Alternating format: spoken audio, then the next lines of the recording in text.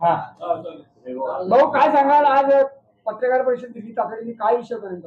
जळगाव महापालिकेमध्ये भूखंडाचं श्रीखंड खाणारे जे ठेकेदार आहेत आणि तो जो प्रकार चालू आहे हा महापालिकेला लुटणारा आहे।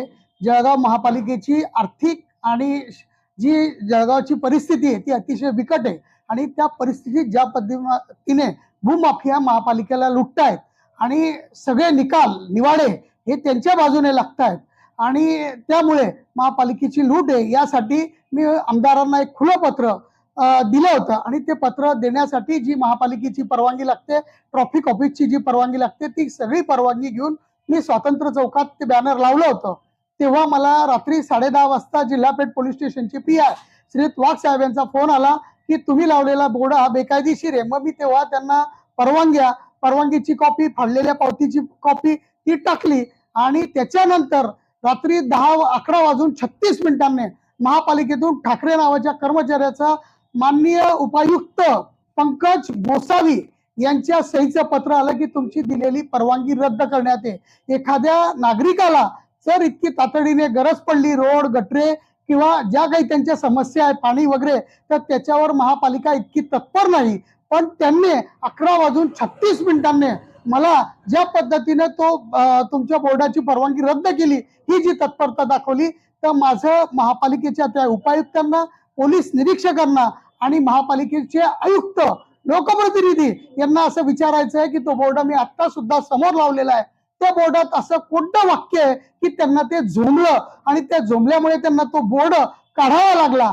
माझी या उलट अशी तक्रार आहे की तो बोर्ड चोरीला गेलेला आहे। ती फिर्याद सुद्धा पोलिसांनी माझी घेतली पाहिजे, पण ती फिर्याद घेतली जात नाहीये आणि उपायुक्त गोसावी यांनी सांगितलेलं आहे। तर माझं त्यांना खुलं आव्हान आहे की त्या बोर्डात त्यांनी असं मला जी नोटीस दिलेली आहे त्याच्यात त्यांनी असं म्हटलेलं आहे की तुम्ही दिलेला मजकूर आणि छापलेला मजकूर हा वेगवेगळा आहे।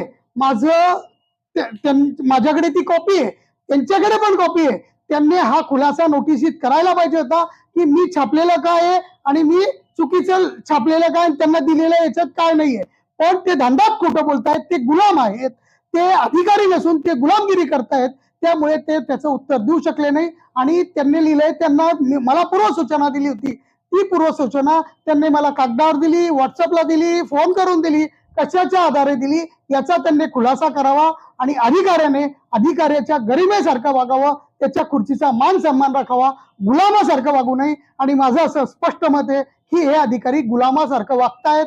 माननीय आयुक्तांनी जो प्रशासकीय काळात खजान्याची जागा दिलेली आहे ती बेकायदेशीररित्या दिलेली आहे। प्रशासकीय घेतला असेल तरी हा कशा निर्णय काय झाले महासभेत माझ्या माहितीप्रमाणे माननीय आयुक्त कापडणीस साहेबांनी जे ठराव केलेले होते आणि जो त्यांना प्रस्ताव दिलेला होता तो प्रस्ताव त्यांनी मान्य केला नाही, म्हणून महापालिकेने त्या सभेने तो ठराव रद्द केलेला होता। मग आता ह्या आयुक्तांना तो देण्याचा अधिकार दिला कोणी?